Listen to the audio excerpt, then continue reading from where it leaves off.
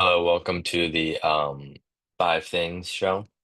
This is just the first trial run, but I have five things. Basically, what this is going to be is this going to be talking points around sports um, throughout, and I follow both American and European sports. So it's going to be covering Champions League, Premier League, baseball, football, everything surrounding all the big news, UFC. So first off, what I'd like to talk about is the Champions League. Real Madrid lose to Sporting, right? That's a big loss, especially considering the Sporting manager is about to go to Manchester United, which is a big move. But what I would say is I want United fans to become hopeful, and that's like that's a promising sign, right? When your manager wins against such arguably one of the best side, or one of the best sides in Europe, it is a very strong sign when your new manager wins against them in such a dominant fashion with Sporting. Now, Sporting are a great team, 30 points from 10 matches, right? You literally can't get better than that. But it is Sporting against Man City. We have to keep that in mind, right? So this was an underdog, right? This is a strong underdog.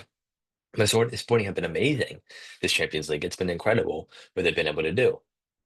Whether that changes with their manager leaving, I'm not too sure, to be honest. I think they will still be strong, but I think there will be a step back definitely because their manager leaves. But I think they are strong enough to maybe make the qualification. They're in such a high place, but there are a lot more matches to go. So probably more of like a playoffs role.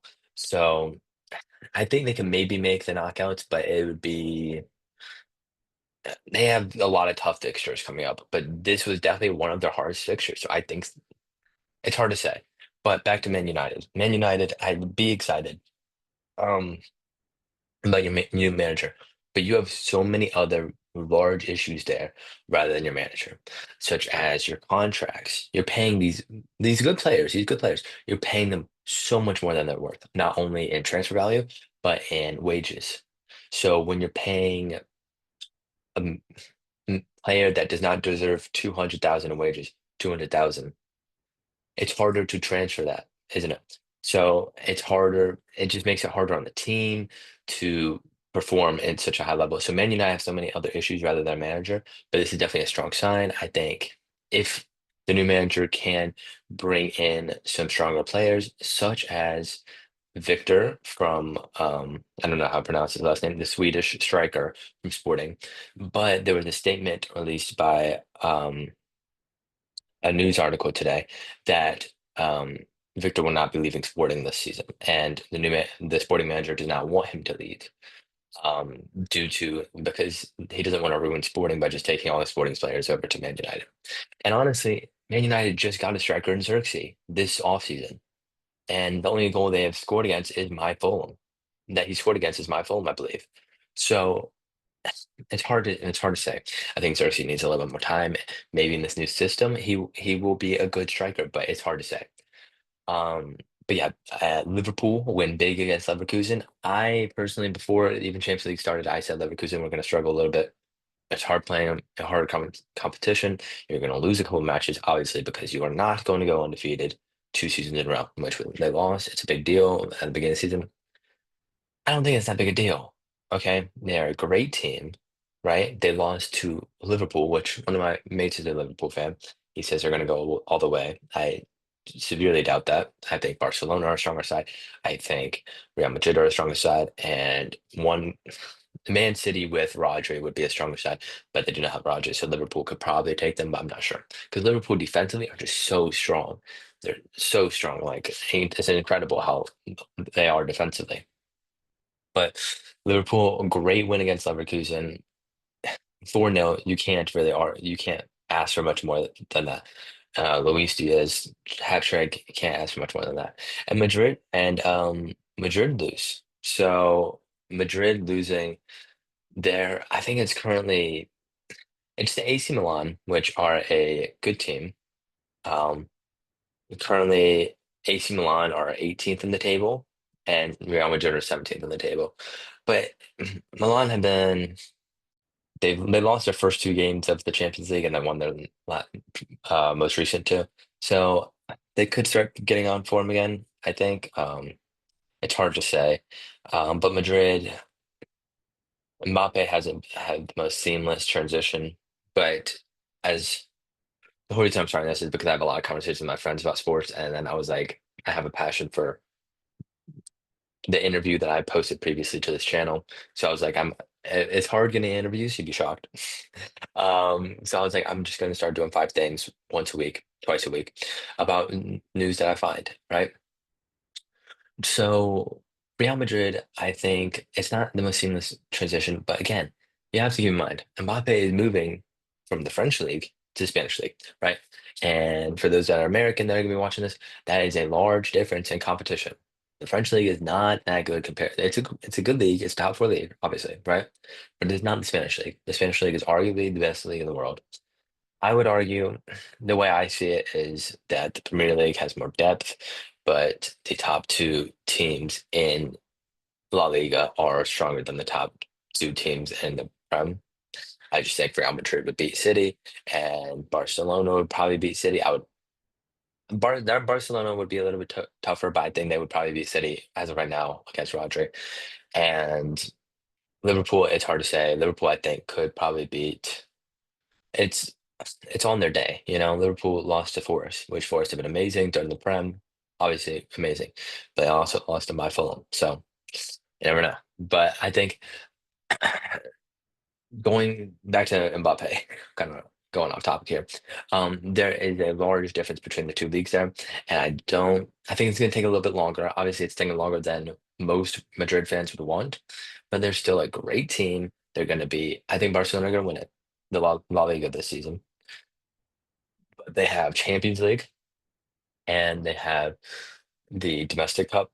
So I think they have good chances to win a trophy, but I do not think they'll win La Liga just because it's you can't bring in all the star power and then expect to win. NBA fans, you know this, right? Kevin Durant, Devin Booker, um, on the Suns don't win anything. Kevin Durant, Kyrie Irving, James Harden on the Nets didn't win anything. You can't just bring in star power. The star power has to make sense. You can't bring in the good name. Now, bring in Mbappe. You can't say that's a bad move. There's no way you can say that's a bad move, especially with no transfer fee. There's no world where that's a bad move, right? But that being said, you can't just bring in talent and not, you have to have an environment for it. You have to have a system to where that talent can succeed. The Nets, the Suns do not have, for the NBA, do not have a system where that talent succeeded. Now, of course, the Nets dealt with injuries. That's a whole nother thing. But objectively, they won nothing. And why is that? Because of the systems and because of injuries. Now, right now, Madrid aren't dealing with too many injuries, and also they have the depth to deal with injuries if they do have any. Same with City. City have one of the most depth on their rosters in the world. You can't say like they have players to replace Rodri. Now, Rodri is irreplaceable as a player, but they have players that are replacement level, right? They can replace him, but they won't do as good as him. You know what I mean? Moving on to the next topic. That topic went a little bit longer than I thought, but yeah, had to cover a lot of Champions League yesterday. We'll move on to an American team. Um, we'll switch between Europe and America, Europe, America. Okay. So my team is the Washington Commanders. Have been for all you European fans, they've been terrible for the past my entire life. Okay, so past 20 years, they've been terrible, absolutely terrible. They have a rookie QB. Now, free agency just ended, right? So that's when you can, or no, the trade deadline. Sorry, it's the trade deadline that just ended. Um, the Washington Commanders, who have a big lack of support in the cornerback department, just traded for a 4-time Pro Bowl cornerback named Marshawn Lattimore, for a third, a fourth, and a sixth. And in return, got Marshawn Lattimore and a 5th-round pick. Now, I think this is a great deal. We needed this. Okay. The Commanders needed this as a supplement to their defense. Their defense is overperforming expectations, and even that is not great, right? So they needed some support on the defensive front, right? This is a great support. We needed cornerback. We're 7-2 right now. This is the best record we've had since like 1993 or something like that. It's insane. Okay. We have a tough fixtures coming up, right? I'm just gonna pull it up now, but I was looking at some um a article today. A lot of our teams that we're coming up against are 6-3. They're winning team. With the Steelers, that's a soft 6-3. Okay, that I could see them lose it. I see the Commanders winning that one. The Eagles, the Eagles, we're probably going to split if I had to guess. We'll lose one against the Eagles and we'll win one against the Eagles. Cowboys, same thing. We could win both against the Cowboys, but it'll be tough. And we have the Falcons later on in the season. So we have a lot of divisional matchups, which makes me nervous. But I think we are set up for success. I don't think we're going to win the Super Bowl at all. I think if we make it to the uh, conference championship, I'd be over the moon. But I honestly don't see that happening. I think we are going to get out in the divisional round. I think the Eagles are going to win the division, and we are going to get out in the divisional round as of right now. But the trade deadline, not a whole lot happened. I mean, obviously, DeAndre Hopkins went to the Chiefs. All you European fans, if you follow rugby, that's where Luis Z. Ramit signed for like a contract, but he is currently not playing. Um, I just don't. And rugby players transferring over and American football players transferring over to rugby, little side point here. I do not think that's a seamless transition. I think it's way harder than people make it look for both sides. I'm not saying one sport is easier than the other. I'm not saying one sport is harder than the other. But transferring over, I think it is incredibly hard to do. I applaud Luis for attempting it, but I do not think you have to be a one of a kind talent to be able to transfer from rugby to American football and American football to rugby and do so at the highest level. Like someone in American football could transfer over to rugby, they would not play for the Irish national team. They would not play for the New Zealand national team. They would not play for the South African national team. Even if they were from those countries, I don't think they could make it because it's too tough. You have to be born, to be raised, you have to be training this your whole life. And that's how you get to the top level. Okay. It's too competitive. These are too competitive leagues to where you can be flipping around, right? Obviously, they're similar in the ball shape and uh, kind of the goal, but the way you get to that goal in rugby is so different than you get to it in American football and vice versa. So I don't think that's the most seamless thing. But the Chiefs traded for a very good wide receiver named DeAndre Hopkins, which he's been falling off a bit recently for the past year or so. But this season, I think he could be really revitalized around Patrick Mahomes. But Patrick Mahomes has been very down this season. And obviously, he's still Patrick Mahomes. He's going to do great in the playoffs. But one of my friends said, I think they're going to go in undefeated and win it all this season. And looking at their schedule, if you don't follow football at all, you'd be like, yeah, they probably could. They're undefeated. They're playing a bunch of crappy teams coming up. They just need to win it all. That's the main thing. Um, that doesn't happen. That hasn't happened since 1972 or three, I think it is, when the Dolphins did it. That's the only team to ever go undefeated. No one's ever done it, and the games have increased, just like in football in Europe. But no one has ever done it because it's not doable. It doesn't happen. Okay, I understand you might think they do and they're projected to win every game. There's underdogs that win, right? I do not think they're going to win the Super Bowl undefeated. There's no way because it doesn't happen, right? If it does, our generation would be able to speak for this for the rest of our lives because it will not happen for another 50 years. But it doesn't happen. It literally doesn't happen. So I don't think they will. I think it's a weaker Chiefs team. I think they've played less subpar opponents, but the opponents they have played that are strong, such as the Buccaneers, it was a close game. The Buccaneers could have won it. There's so many instances. I think we just have to wait a couple more weeks to really proclaim that the Chiefs are going to win it all. Okay. But yeah, football, it's picking up. There's a whole lot going on. The free agent or the trade deadline, it was pretty active. Calvin Ridley obviously got traded. Um, and he's been doing well. Or no, it wasn't Calvin Ridley. It was who was it? Amari Cooper. Sorry. Amari Cooper got traded and he's been doing well for the Buffalo Bills. And I picked him up in fantasy personally, because I thought under Josh Allen he would be doing far better, and he has. So props to him. Okay, moving on. Um, Really quickly, I would like to talk about Fulham, my Premier League team. Um, for all you wondering why I picked Fulham, as a kid, I visited my aunt in London, and the only game we went to one game, and we didn't want to spend a whole lot of money, and we just went to the closest game, and it was Fulham, and I barely remember it, but you know what? Once you pick a team, you can't leave. And this season, we lost. lots of talent, right? We lost Tosin, we lost Willian, we lost an immense amount of talent. We lost Polina to Bayern, who, by the way, is not playing very much for Bayern, which is odd. But considering they bought him for like 60, 70 million. But anyways, we brought in Emil Smith Rowe, who has been great aside from like one match. We brought in who else did we bring in? Let me just look at the roster real quick because we it was a little while ago that we brought in all these players. But we brought in loads of players. Or we brought in Reese Nelson on loan. We brought in Sander Berg from Burnley. We brought in Joachim Andersen. Joachim Andersen is genuinely, I think, one of my favorite players. We brought him in from Crystal Palace after he'd already been on loan for us. We brought in Ryan Sessegnon, who used to play for us. We brought in Jorge Cuenca.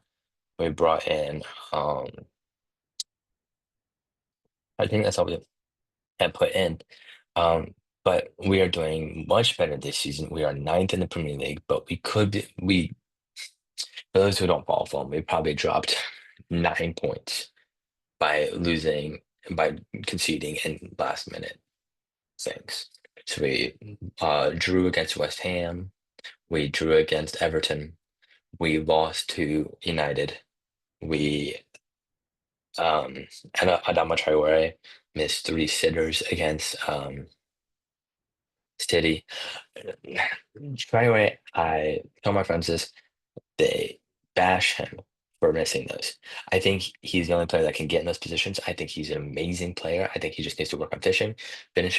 But if he could finish and he got in those positions like he usually does, he would not be playing for Fulham. Let's be honest here. Okay. He'd be playing for Barca again. He'd be playing for Madrid. He'd be playing for Liverpool. He'd be playing for any other team. He'd be playing for Inter, right? He'd be playing for any other team if he could finish, right? And he can't, and that's why he's on our team. That's why he's on a mid-table Premier League team. But oh my gosh, I was watching this match as I was studying, and it was 2-1 to Brentford, or 1-0 to Brentford in the 91st minute. And I'm like, oh, we lost to Brentford. We've been on a bit of a skid. We've not been playing well as we were in the first like 5 matches. This is kind of where we settle into our 12th place role, and we're going to stay here for the rest of the season. And then Harry Wilson comes on. I'm not the biggest Harry Wilson guy. I think he plays so well for Wales, but in some matches he plays for us, he's invisible. He's I don't want to say too aggressive, but he comes onto the pitch as a reserve, and I feel like this has happened multiple times. I have no to back this, but multiple times I've seen this to where he runs on the pitch, he goes too hard for a tackle and gets a yellow card. 2 minutes into being into play, he just goes for a yellow card. Now, I appreciate the pace. That's what we need. That's what he's here for. He needs pace. We need pace to come on when we need to score goals. So I think he's great as a reserve, but I think that could be cut out. And I haven't seen that this season yet, but this was last season that I saw this against Liverpool, I think it was. But then he comes on and he scores. If you haven't seen this goal, you need to look it up. Look it up online. It is one of the I don't know how none of my friends have sent me it. It is one of the best goals I've seen Fulham score this season. Now, obviously, the Jimenez assist to I believe it was Pereira when he hits a back heel assist was incredible. This was a back heel shot where he hits it across the goal, back heel shot across the goal, top corner. It is a beautiful goal. This was the 92nd minute. Look it up. It is a beautiful goal. And he just hits it. And he looks shocked that it went in too. It was an amazing goal. And then he scores another amazing header in the 97th minute, and we beat Brentford, our rivals. Some people say it's not that big a rivalry. Both Southwest London teams, they are one of our rivals, um, along with Chelsea and QPR. But it was a beautiful match to win, and I loved it. And I had excitement. The one problem about being a Fulham fan, I tell my friends, is I have no one to watch it with that actually supports them, and my friends will watch it with me, but they don't support Fulham like I do. So I think it was an amazing game, and I'm so glad that I was watching it. Now, quickly on to UFC. Lots of new things. I'm just going to talk about UFC 308. because that's the most recent big card. Um, Ilya Taporia beats Max Holloway. I'm not the biggest fan of Ilya Taporia, mainly because he was calling out Connor and like a bunch of random people after he won the championship. Now I feel better about him being champion because he's calling out proper people like Alex and he seems more open to fighting the actual competition in his division, which I really think as well. Max Holloway said he's moving to lightweight. I think that's the right move. I think there's nothing left for him in featherweight. I think he's not gonna be Ilya Taporia. So why would he stay in featherweight? Because he's a championship level fighter. I don't understand why he would fight in featherweight after this. If he won, obviously, I wouldn't say he still fights in featherweight, but Robert Whitaker against Hamzat Chimaev. Um, Chimaev dominated him that whole fight. He took him down within 2 seconds, and once I saw that, I was like, "Holy!" Hamzat is about to wreck Robert Whitaker. Whitaker, if you don't know, is a amazing fighter. He's truly amazing. He's been in the game for a while now, but he's an amazing fighter. And it was shocking seeing him get dominated like that. He was just getting rushed out of the ground like none other, and it looked like it was impossible to stop. And he tapped in the first round. And then Magomed Ankalaev beat Rakic. I I don't know. Ankalaev shouldn't have even needed to fight this in order to prove that he is next in line for Pereira, right? Uh, in order to prove that he's the next in line for Pereira, I don't think this was necessary. I think if Pereira doesn't fight him next, then something obviously fishy is going on because he is such a and I think Ankalaev could beat him, but I think Pereira we'll talk about that closer to the fight. But I think as of right now, I think Pereira would win, but Ankalaev is a strong contender. More recently, Moreno beat Amira Albazi. I want to see Moreno become champion again. He was a good champion. Um, what's coming up in the future? John Jones versus Stipe Miocic. I think it's a terrible main event. I think if John Jones loses, I hope John Jones loses this because that would be so hilarious. Because everyone is acting like it's a given that John Jones is going to win, and I think if he loses, it would be amazing. And I think Stipe, it would just be. I think Jones obviously will win. I think, right? But if Stipe wins, it would be hilarious because I don't think anybody would know what to do with themselves. Where does the division go from there? Obviously, Tom Aspinall should be fighting for the championship right now, but yeah, things don't always happen the way we like them, right? And Michael Chandler is coming back after 2 years off, because he was supposed to fight Connor, but just gave up fighting Charles Oliveira. I think Oliveira will win because Oliveira, like, it's hard to come back when you haven't been fighting for 2 years, isn't it? And Oliveira, he beat Dariush and then lost to Arman Sugrian. But Arman, he's the clear lightweight contender, number one contender. So it's hard to say he was going to beat him. Um, but yeah, so UFC is kind of coming into a good form aside from Jones versus Miocic, but there's a ton of good fights that just happened and that are about to happen. Um, the final topic is the Baltimore Orioles, the baseball team, MLB. Um, so free agency just started. That's why I was confusing with the NFL. But so far, we are losing Anthony Santander, and Anthony Santander is I think he hit 44 home runs um, last season, and he's a switch hitter. He is an Oriole in my mind. Um, and I would hate to see him leave. I think we should sign him. I understand we have prospects in the wings, but I think we need to sign him because he is such a strong part of our team. And losing such a strong part of our team, when you have a bunch of 18, 19, 20, 21-year-olds coming in, you need an older veterans to be there to show them how to do it. So I think he's a very important part of our team, and I think he should definitely play next season. And I think we should have to resign him. Same with Corbin Burns. I understand that's a bit tougher to do, but Corbin Burns is one of the biggest reasons we made the playoffs because he's an unbelievable pitcher. And I think we need pitching. So why would you not bring back the guy you already have? Obviously, it's going to be very expensive, but we have a new ownership group that could be willing to spend the money on that. So I don't understand why we wouldn't. Um, Obviously, that's a lot of money for a small market team such as the Baltimore Orioles, but I think it's necessary in order to progress this team with the young talent that we have. We need to do something, either bring in Corbin Burns back or get some other pitcher on that level, which there are very few. So bring Corbin Burns back, trade for another number two, number three pitcher, and get Grayson Rodriguez back, get Felix Bautista back, and run this season back healthy and with the prospects developing and just feeling better.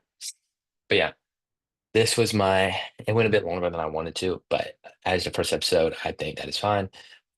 This is the first episode of the Five Things podcast. Whatever you drop a comment on what you would like me to talk about in any sports. I follow NBA, MLB, NHL, NFL, Champions League, Premier League. Not very much La Liga, but I understand what's going on.